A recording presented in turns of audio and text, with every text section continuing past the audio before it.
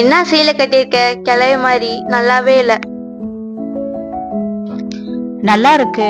எங்க உங்க ஃப்ரெண்ட்ஸ் எல்லாம் வந்துட்டு இருக்காங்க? இதோ கிளம்பிட்டேன்னு சொன்னாங்க, வந்துருவாங்க. இதோ நாங்க வந்துட்டோம்.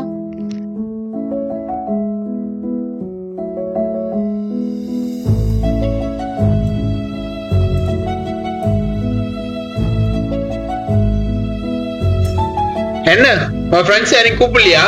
இதோ போய் கூப்பிட்டு வரேன்.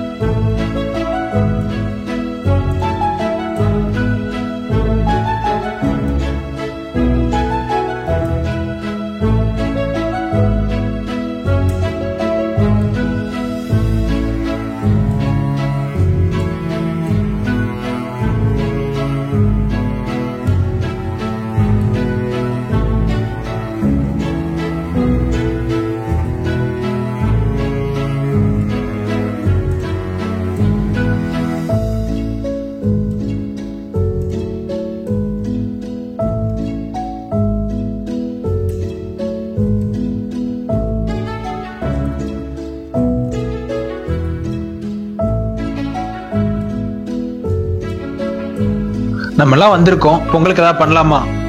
ஏதாவது கேம் விளையாடலாமா? தமிழ் வைப் கேம் விளையாடலாமா?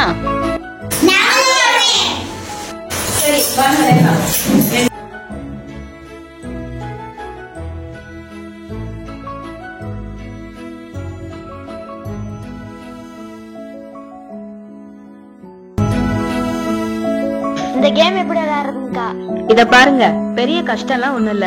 நம்முடைய தமிழ் முன்னோர்கள் எல்லாம் இருக்காங்க இல்லையா, அவங்க வாழ்ந்து உணர்ந்து சில பொன்மொழிகளை சொல்லிட்டு போயிருக்காங்க. இந்த மாதிரி வாழுங்க அப்படின்னு அந்த பொன்மொழிகளை சொல்லுவோம். யாரு சொன்னாங்க நீங்க கண்டுபிடிக்கணும். சரியா? என்னன்னு புரியுதுல உங்களுக்கு எல்லாம்? டீமுக்கு ஏதாவது பேர் வைக்கலாமா? நீ கேம்னு சொல்லும்போது நான் பேரை யோசிச்சு வச்சுட்டேன். சிலப்பதிகாரம், மணிமேகலை. இல்ல, எங்களுக்கு நாங்களே பேர் வச்சுக்கிறோம். சரி, ஓகே. உங்களுக்கு ஓகே தானே இது?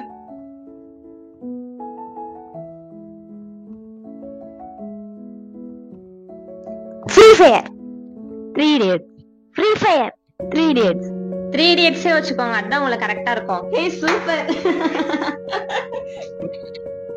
வாடிய பெயரை கண்ட போதெல்லாம் வாடினேன். யார் சொன்னது?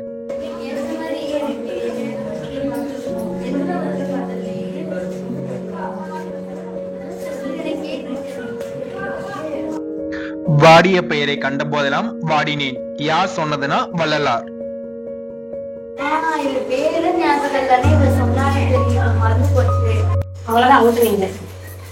கல்வி சிறந்த தமிழ்நாடு, புகழ் கம்பன் பிறந்த தமிழ்நாடு.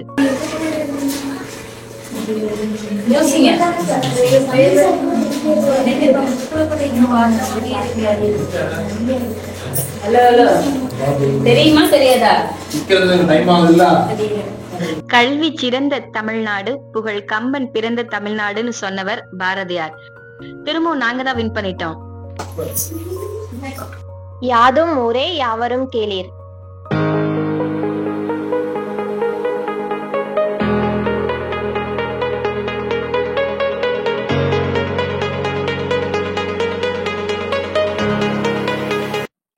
தெரியலையா? சரி நானே சொல்றேன். யாதும் ஊரே யாவரும் கேளீர், கணியன் பூங்குன்றனார்.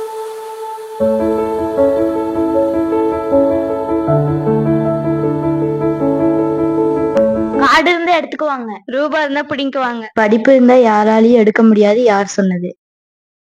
இது படத்தோட டைலாக். படத்துக்கும் பொன்மொழிக்குமே உங்களுக்கு வித்தியாசம் தெரியாதா? உங்களெல்லாம் நாளைக்கு நம்ம தமிழ் பண்பாடு என்ன படாத பாடுபட போதும். போது நிறுத்துங்க. இந்த பொங்கலுக்கு நீங்க என்னெல்லாம் பண்ணீங்க சொல்லுங்க. பொங்கல் வச்சோம், கோலம் போட்டோம், இதோ பாரம்பரிய உடைகள்லாம் போட்டிருக்கோம். இப்போ பொங்கலை கொண்டாட ஃப்ரெண்டு வீட்டுக்கு வந்திருக்கோம். இதுக்கு மேல என்ன பண்ண முடியும்? நாங்க என்னெல்லாம் பண்ணிருக்கோம் தெரியுமா? எல்லாத்துக்கும் பொங்கல் வாழ்த்தட்டை ரெடி பண்ணி கொடுத்துட்டோம். காலையில எந்திரிச்சு பெரியவங்க கால்ல எல்லாம் விழுந்து ஆசீர்வாதம் வாங்கிட்டோம். இதோட பெருசா நாங்க ஒண்ணு பண்ணிருக்கோம். வீட்டுக்காரங்கிட்டனா காசு கலெக்ட் பண்ணி நாளைக்கு பாரம்பரியமான விளையாட்டு போட்டு வச்சிருக்கோம்.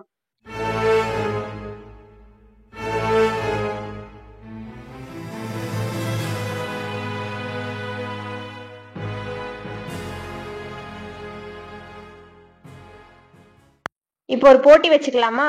தமிழ் பாரம்பரிய பண்பாட்டை யாரு மக்கள்கிட்ட ஃபர்ஸ்ட் கொண்டு போய் சேர்க்கறாங்கன்னு பாக்கலாமா? பாத்தலாமா?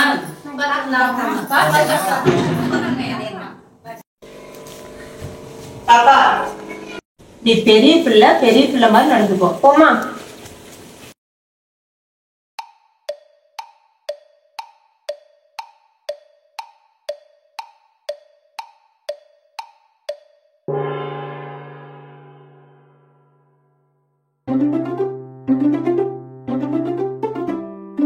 சரி, என் நன்மை தொடங்குவான். நம்மளோட தமிழர் பண்பாட மக்கள் கிட்ட கொண்டு போய் சேர்க்க விதமா ஒரு யூடியூப் சேனல் நாங்க ஸ்டார்ட் பண்ணிருக்கோம். நம்ம எல்லாம் நல்லா படிச்சிருக்கோம், கை நிறைய சம்பாதிக்கிறோம். நம்ம ஃப்ரீ டைம்ல நம்ம அடுத்த தலைமுறைக்கு நம்ம ஏன் கல்வி கத்து தரக்கூடாது? கல்வி சிறந்த தமிழ்நாடு அப்படிங்கறத நம்முடைய இலக்காக்க கூடாது. நாளைக்கு நீங்க எல்லாம் ஃப்ரீ தானே? அப்ப நாளைக்கே ஸ்டார்ட் பண்ணிடலாம். உன்னை என் தங்கச்சின்னு சொல்றதுக்கே பெருமையா இருக்கு. நீங்களும் எல்லாரும் நல்லா பண்ணீங்கடா. நீ பெரிய பிள்ளை மாதிரி நடந்துக்கோ.